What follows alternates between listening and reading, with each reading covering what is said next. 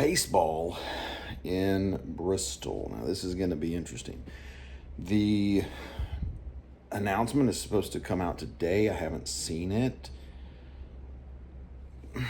Man, I don't know. I have a lot of questions about it. So this is the first, and this is not like some AI rendering. I took a baseball field and basically photoshopped it onto Bristol Motor Speedway because I want to be able to show you the dimensions. And this one can't be the one that they go with because it's just never going to work. You wouldn't want it butted back to the field like this because why? The only reason to do this at Bristol is if you want to get 150,000 people to a baseball game. Anything other than that, and why do you do this? So really that leaves these two here that we're going to look at, where it's in the center of the racetrack and it's either running north-south or it's running east to west. The one I would think would work better, because then you could have more people on the outfield and more people on the infield, like behind home, would be the east-west arrangement. But even with that, like, I'm not sure, like, it doesn't work. And another issue with Bristol is the fact that it is a racetrack.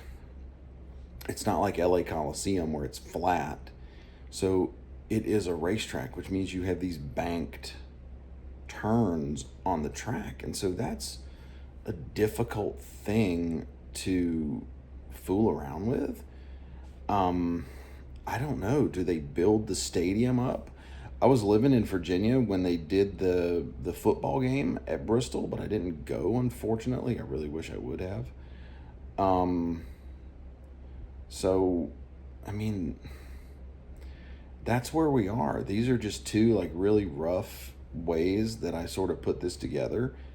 I feel like it has to be like this, because the thing in my mind is there's no reason to run Bristol unless you want to see if you can get 150,000 people to a baseball game.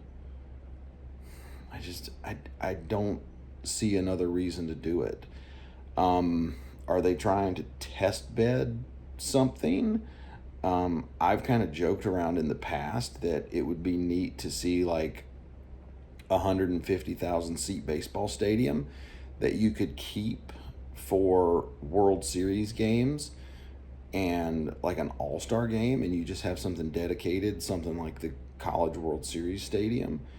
I doubt they're doing that because I don't think the owners would ever go for it. Like, they want to be able to keep the revenue local. But who knows? That may be what this ends up being, is some way that you can just test to see what you could do if you wanted to do an all-star game at a gigantic stadium.